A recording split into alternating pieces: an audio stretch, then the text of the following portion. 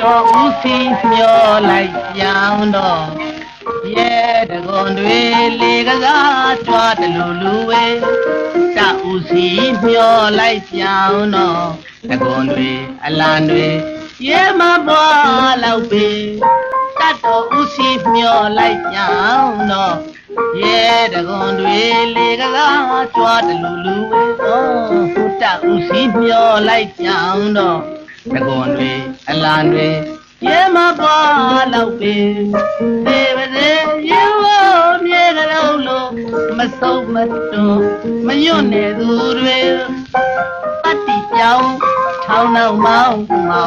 တရေကောင်းတို့လက္ခဏာညီပဲ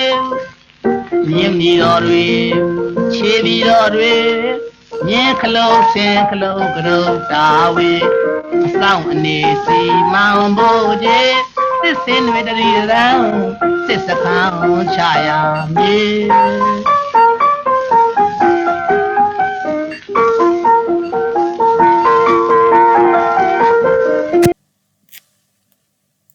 ဒီကနေ့တော့အခြေခံပညာတက်တန်းမြန်မာစာလေ့လာသူအပေါင်းတို့ကိုတေးရီအလင်္ကာကျော်စွာမြို့မှငိမ့်တေးဆိုပြည်လာဖေရဲ့နတ်ရှင်တော်တခြင်းနဲ့အတူဆရာရဲ့ဒွါတသမမြန်အစီအစဉ်ကနေပြန်လဲကြိုဆိုပါတယ်အားလုံးပဲမင်္ဂလာပါဗျာဆရာတို့ဒွါတသမတန်းမြန်မာစာသင်ရိုးမှာနတ်ရှင်တော်ရဲ့ပိုက်ဆောင် YouTube ပေါ်ຫນွေလလျင်ဆိုတာကိုလေ့လာကြရမှာဖြစ်ပါတယ်ဒီကြပြလေးကိုလေ့လာတဲ့နေရာမှာအထောက်အကူဖြစ်စေဖို့အတွက်ဆိုတော့ပြည်လာဖေရဲ့ဒီနတ်ရှင်တော်တခြင်းကိုဆရာတို့သင်ခန်းစာနဲ့အတူဆက်ဆက်ပြီးတော့ခန်းစားလေ့လာကြည့်သင်ပါတယ်ဒီမှာဆိုလို့ရှိရင်တတ်တော်ဦးစီမျောတော့ရဲတကုံတွေလွင့်နေတာတွေရဲစိတ်ရင်မှန်ပွားစရာအကြောင်းတွေ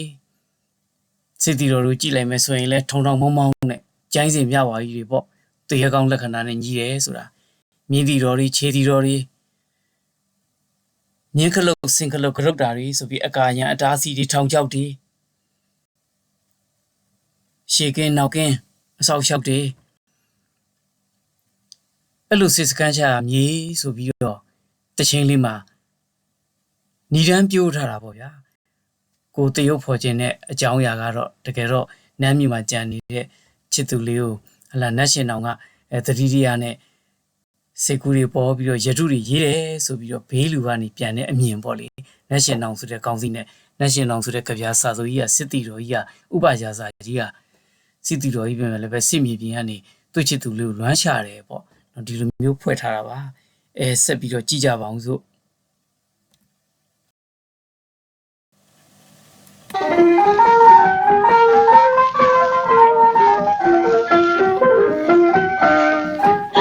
ညိုပြောတော့မယ်မိုင်းမို့ဝေးမို့သက်တွေလေးဝေးလို့ရွေရွေယူကလေးတောင်းငါညိုပြောတော့မယ်မိုင်းမို့ဝေးမို့သက်တွေလေးဝေးလို့ရွေရွေယူကလေးတေဦးလေးပြေလွမ်းဝေးစေဟောမဆုံးကြလွမ်းစိတ်တွေပွေချစ်တဲ့သူဓာတုကလျာဆွေလွှမ်းရတဲ့ဖြစ်တဲ့ချင်းမြင်မိသေးတဲ့ဖရာတိုင်းတစ်ချီလူရေးလူဟောတဲ့နဲ့ကိုစီလူစေချေလဲပြေပြေပါနိုင်တယ်တစ်ထွဲဆဲတောင်းကိုရင်မာလေးလွမ်းလာရရွှေပေးတဲ့မှာတင်ရစေ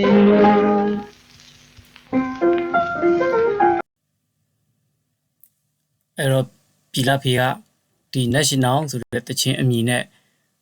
ပေါ်နေလာလင်ပိုက်ဆုံရတုကိုနောက်ခံထားပြီးတော့စာစုံနတ်ရှင်တော်အကြောင်းလေးကိုစာနာဝဲကရုဏာတပ်ဖွဲ့တီဆိုပေးထားတဲ့အတိတ်ပဲပါပဲအဲ့တော့ပေါ်နေလာလင်တောင်ကချိန်မြူးမင်းမေဦးနဲ့ပြန်ပြူးခြုံထိုင်းမုံတိုင်းစင်လို့တိမ်ညိုမိုက်ထက်ပြက်လျက်ပြကစိမ့်ဝမိုးပန်းထွေထွေဆုံးကရေသွန်းတာကြီးပျော်ရမည်ကိုဒီလိုစာသားတွေကိုတိုက်ရိုက်ကြီးအတိအကျကြီးမှုတ်တော်လဲပဲဒါရင်းနဲ့ဆက်ဆက်ပြီးတော့တခြင်းနဲ့မှာနောက်ခံအနေနဲ့ဖွဲ့ထားတော့ဆရာတို့ရာသီဥတုကာလနောက်ခံပေါ့ ပေါ့လေနော်ကာလဒေသနောက်ကနေနဲ့ဖွဲ့ထားတော့ဆရာတို့တွေ့နိုင်ပါတယ်ဗျာကဲနားဆင်ကြည့်ကြပါအောင်စို့ပေါ်နွေလာလေတောင်ဝချီမြူမေလွယ်ဦးနဲ့ချမ်းပြူချိုတိုင်းမုံနိုင်စင်လို့စိန်ညူမိုင်းတာရလေပြာစိတ်ဝါမောပါထွေတွေဆုံးငါရည်သွန်းသာကြည်ပြောရမည်ကိုမြာဤတဲ့မရောက်ခဲလာဟုချစ်တော်တင်နီရတဲ့မောလာယူဝဲမော့လျက်ရှာညွဖယောင်းနေရှိပြောင်းတို့ဆင်လောင်းလွှမ်းမှန်းရှိလိမ့်မှန်ကိုတိန်စုံလေးလျက်ပူရောက်ခြင်းမီငဲ့သွင်းပြောင်းကြွမတတ်တော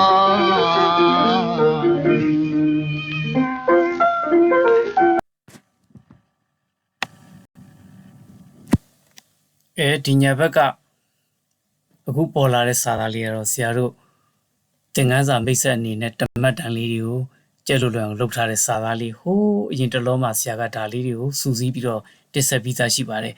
ဒီမှာတော့ဒီကြပြနဲ့ဆက်ဆက်နေတော့ဆိုနီးပြူနီးလေးပြန်နှွေးပေးခြင်းပါတယ်နော်ဆိုနီးပြူနီးဆိုတာကကံရလေးနဲ့ဘယ်လိုချိတ်ဆက်တယ်ဆိုတဲ့သဘောပေါ့လေဒီအပေါ်ဆုံးကတော့ခေါင်းစဉ်လေးတိရတုခြေဆုံးပုံမှုလို့တစ်เนาะအမျိုးအစားကရတုပိုက်ဆုံးရတုခေါင်းစဉ်ကပေါ်နေလာလင်ခေကတော့တောင်ခေသူ့အောင်မှာကတော့ဆရာတို့တမတ်တန်တွေကိုတဲလွန်စာလေးတွေအဖြစ်နဲ့ပေါ်နေနဲ့ရှင်စင်ဖြူရှင်မြေတောင်ငူဘရင်တီဟတူသွေး640မှာမွေး646ငူရွှေနန်းစံသည်664တီကေတုမတီ665ခုနတ်တက်တီဥပယာဇာနမရောယာဇဓာရုစုံဖက်ပြော9လတာသောခမည်းတော်ဆန်901နတ်ရှင်ဘရင်ဖြစ်ယတုဘရင်နတ်ရှင်နောင်ခံလိုက်တိုင်မဲမောင်စစ်ချီယတုမိုးယတုထိုးကွင်းကူလီတပင်ယတုပေါ်နွေလလင်အစပြုတန်လင်ဈေးလေတေရွာလာတကူ905 35တက်တော်35အဲ့ဒီလိုဆရာတို့မှတ်လို့ရပါတယ်ဒါပေမဲ့အဲ့လိုမမှတ်ခင်မှာဆိုပါစို့ယတုဘရင်နတ်ရှင်နောင်ဆိုတဲ့နောက်ကခံလိုက်တိုင်မဲမောင်းဆိုတာလေးဆိုပြီးခံကဘာမှမသိလိုက်ကဘာမှမသိဒီလိုတော့မရပါဘူးเนาะခံဆိုတာအခန့်ရတုလိုက်ဆိုတာအလိုက်ရတုအခန့်ရတုဆိုတော့သူကနှစ်ပိုက်ပဲဖွဲ့ထားတာပေါ့ကွာတစ်ပိုက်လိုသေးတာပေါ့အလိုက်ရတုကြတော့သူများနှစ်ပိုက်ဖွဲ့ထားတော့ကိုကနောက်ကနေလိုက်ဖြစ်လိုက်တာပေါ့ဖေရတိုင်းမဲဘွဲမောင်ဘွဲစသည်ဖြင့်ကိုတင်ယိုမိတ်ဆက်ကအဓိပ္ပာယ်ပြည့်ပြည့်စုံစုံပါတဲ့အချက်လက်တွေနဲ့တိုက်ဆိုင်ပြီးတော့မှဒီအတူလေးတွေကိုကြက်ရမှတ်အမှဖြစ်ပါတယ်ဗျာဆက်ပြီးတော့ကြည့်ကြပါအောင်စို့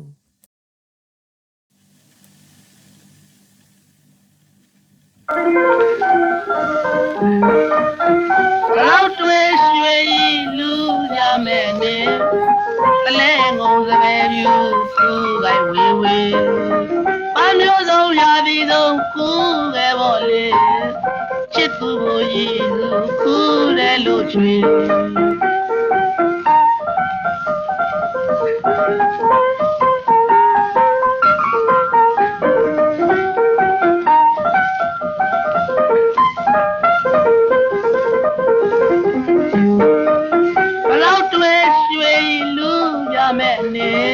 ကလဲငုံစပယ်ပြူသူကိုင်ဝေဝေအမျိုးဆုံးရာသီဆုံးကူခဲ့ပေါ်လေချစ်သူကိုရည်သူကူတယ်လို့ချွေကိုယ်တိုင်လှရရ၍တင်မပေးရဆောင်မြညာပြေပြင်းမြေမှာကြာညောင်းရဲ့ရှိရောက်မဲ့ထင်းနဲ့မျောတဲ့သူပူပြပွေဆွေရှာရော့မယ်လေတောင်းဟာညူ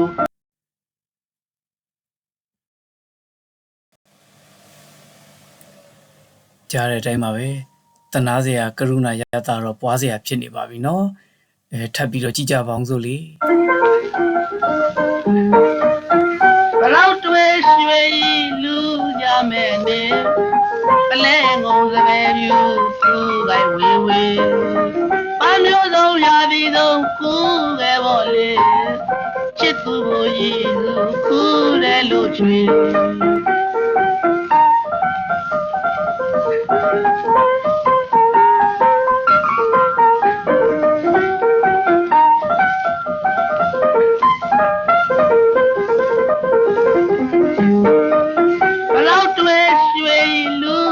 မဲ့နေကလဲငုံစပယ်ပြူကူကိုက်ဝေဝေပန်းမျိုးစုံရာပြီးဆုံးကူပဲပေါ့လေချစ်သူကိုရည်သူကူတယ်လို့ချွေကိုယ်တိုင်းလှရရ၍တင်မပေးရဆောင်မြညာပြေပြင်းမြေမှာကြာညောင်းရဲ့ရှိရောက်မဲ့ထင်းနဲ့မျောတဲ့သူကိုပြပွေဆွေရှာရော့မယ်လေးတောင်းဟာညို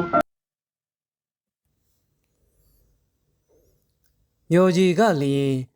ကာလအလျောက်ဗရောက်ရှံခဲရွှေရီဆွဲကပလဲငုံသွဲအလဲလဲဒီစပယ်ဖြူမွေးစကသေးကိုမျက်လေးစုံမဲ့ကျွန်ုပ်လက်ဖြင့်ရွေးလျက်ရွရွမစင်ရသည်ကာလသို့အောင်ရီဆောင်ပန်းမှန်မမီလွန်ခဲ့ချိန်တန်တို့သည်ပြန်မီလေသာမရောက်လာဟုကြံကာခွေ၍နေလိမ့်ညီကိုရှိသည်မူရန်မင်းရေးဝင်ကြောင့်ရှောက်ပန်စီမြမချေရတော့ပြိုက်ကြသွဲဖြီးနှင်းတက်သည်၍ဝမ်းနီးလျက်ပင်ပြောင်းလိထင်သည်မျက်စင်စမ်းမြအထွတ်တော်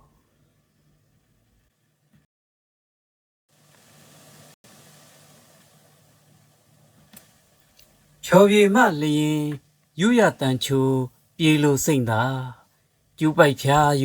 ခြီသွားမှုမှုရှစ်ရက်ဦးကမကျူးထင်ထင်ကစုံတွင်ကိုကျိုင်းစင်များကဲစစ်ပွဲရန်နီပြန်လင်းမည်ဟုနှုတ်ချီပေါ်သာဆိုလီရှာသောမာလာရနတ်ထုံပြန့်ပန်းသက်ချူးနတ်စင်ကုန်းစိန်ဝင့်အောင်ဝဲပင်ယုံရွရွလက်တင်မ၍တက်မြငယ်ချစ်ပြောင်းလိမ့်ဖြစ်ကိုစင်စစ်မိမိတတိချုပ်စီပြေမြည်မြဝေချစ်ဝင်လေးခက်ရေးရေးဖူးခြင်းမဲတို့လင်းသည်ဆက်ရှင်ရှမ်းမြရတော့သုံးပိုက်စလုံးကတော့နမ်းမြမှာကြံခဲ့တဲ့ချစ်သူလေးကိုတတိယနေပြီးချစ်သူလေးလည်းပဲအလွမ်းစီကူတွေနဲ့ရှိနေမယ်ဒါတွေကိုလည်းကိုကတွေးတယ်တွေးနေလက်ငင်းချက်ချင်းပဲချစ်သူလေးစီအပြေးသွားလိုက်ခြင်းနဲ့ဆိုတဲ့သဘောတွေပါပဲအနုစိတ်စကားပြေသဘောလေးတွေသိအောင်ခက်စစ်လေးနဲ့တိုက်ဆိုင်ပြီးတော့မှစူးစမ်းပြီးတော့အဓိပ္ပာယ်ဖော်ကြည့်တင်ပါတယ်လူရင်းအနှစ်ကတော့တိတ်ကွာမှာမဟုတ်ပါဘူးအဲ့တော့ဆမ်မွဲမိကုံကတော့3လို့4လို့5လို့ရှိသေးတာပေါ့လေသို့သောလေ့ကျင့်ခန်းအနေနဲ့တော့ဆရာတို့ပုံနှိပ်စာအုပ်ထဲမှာကမိကုံနံပါတ်1မှာဒီကြပြကိုဖတ်ပြီးတော့မင်းရဲ့စိတ်ထဲမှာဖြစ်ပေါ်လာတဲ့ခံစားချက်ကလေးကိုမင်းဟာမင်းစိတ်တိုင်းကြလောလောလတ်လတ်မင်းစကားလေးနဲ့မြန်မြန်ရေးပါတဲ့အဲ့တင့်စကားဖြင့်တင်ပြပါလို့ပြောတဲ့အတွက်ကိုယ်တိုင်ရင်သွေးပြစ်ကိုရေးရမှာပါပဲကိုဘယ်လိုခံစားရတယ်ဆိုတော့ပြောဖို့ပါပဲကြပြစာသားလေးကိုကိုကာပြီးပြောလို့ရတာတော့မှန်တယ်သို့သောဒီလောက်ကြီးမဟုတ်ဘဲနဲ့ကိုယ့်ရဲ့အမြင်အထင်ကိုယ့်ရဲ့စာနာမှုတွေဟိုဘက်ကနမ်းမြမှာကြံနေတဲ့တက်မြငယ်ချစ်ဆိုတဲ့သူလေးပေါ်မှာကိုဘယ်လိုစာနာမိလဲ national စာစုပေါ်မှာတော့ဘယ်လိုစာနာမိလဲဆိုတဲ့အကြောင်းလေးကိုလွတ်လွတ်လပ်လပ်ရေးရမှာပါပဲเนาะအဲ့လေ့ကျင့်ခန်းလေးအတွက်ကိုအခုဒါမိတ်ဆက်တင်ပြပေးလိုက်တာဖြစ်ပါတယ်တကယ်တမ်းဆရာတို့ပို့ပြီးတော့အနုစိတ်ဆက်လေ့လာရန်ကတော့စကားအသုံးလုံးများဆိုတာရှိပါတယ်เนาะဒီစကားအသုံးလုံးများကိုလေ့လာတယ်ဆိုတာအဖွဲ့ကောင်းလေးကိုလေ့လာတာဖြစ်ပြီးဒီအဖွဲ့ကောင်းလေးတွေဟာဓာတ်ရိုက်သဘောနဲ့သဘာဝတက်တက်ဖွဲ့ထားတာတွေဆိုလို့ရှိရင်ဒါသဘာဝဝတ္တိအလင်္ကာလို့မှတ်ယူလို့ရပါတယ်တိုးတော်လည်းပဲသဘာဝဝတ္တိအလင်္ကာအမျိုးအစားတွေက1နယ်လား2နယ်လား3နယ်လား4နယ်လား5နယ်လားဆိုပြီးတော့လေ့လာတင်ပြဖို့တော့မလိုပါဘူးဆရာတို့ကဝင်ငါးဝတ္တိအလင်္ကာတွေက5မျိုးနဲ့ပဲအလင်္ကာကိုဖြည့်ကြရတယ်ဒါပေမဲ့ဒီတိုင်းအဖြောင့်သဘောနဲ့ဖွဲ့ထားတဲ့ကောင်းရမွန်ရမြတ်ရလေးတွေကိုတော့စကားအသုံးလုံးကောင်းအနေနဲ့ဆရာတို့ကဖြည့်ဆိုလေ့လာသွားကြရတာဖြစ်ပါတယ်ဟုတ်ပြီ ဒီပုံနေလာနေကြပြနဲ့ပတ်သက်လို့ရှိရင်ပန်းနိုင်ရတာတော့ဆရာတို့ကတနာကရုဏာကြတာပေါ့လေအဲ့တော့အခုဆွေးနွေးတာတွေကစတရမ်းမှာသင်ခဲ့ရတဲ့ရဝေရှိတွေးလေးရဲ့ဟလာချစ်ခွင့်ပန်ခွင့်ပေါင်းဖက်ခွင့်မရလို့ရှိရင်လည်းမချစ်တော့ပါဘူးမပန်တော့ပါဘူးစိတ်ထဲမှာတော့မထားတော့ပါဘူးလို့တေတခိုးနဲ့ဥပယစာအိရှိမင်းပေါ်เนาะအိရှိမင်းသားအပေါ်သူ့အနေနဲ့ဘဝအခြေအနေမတူတဲ့နေရာကနေတေတခိုးချစ်ရပြရတယ်ဆိုတဲ့ဝေဒနာဖွင့်ထားတဲ့ကြပြ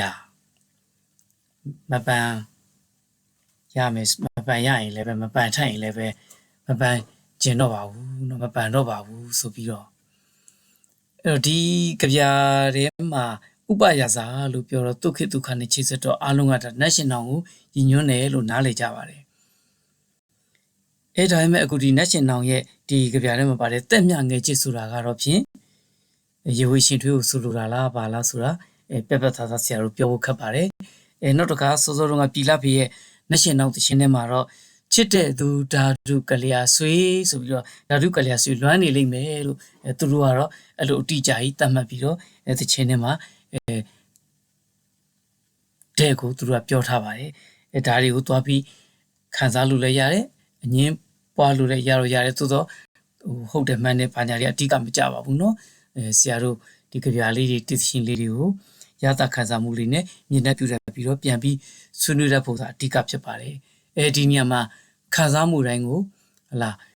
ရတာလို့မခေါ်ဘူးဆိုတာလေသတိပေးခြင်းတယ်ဘ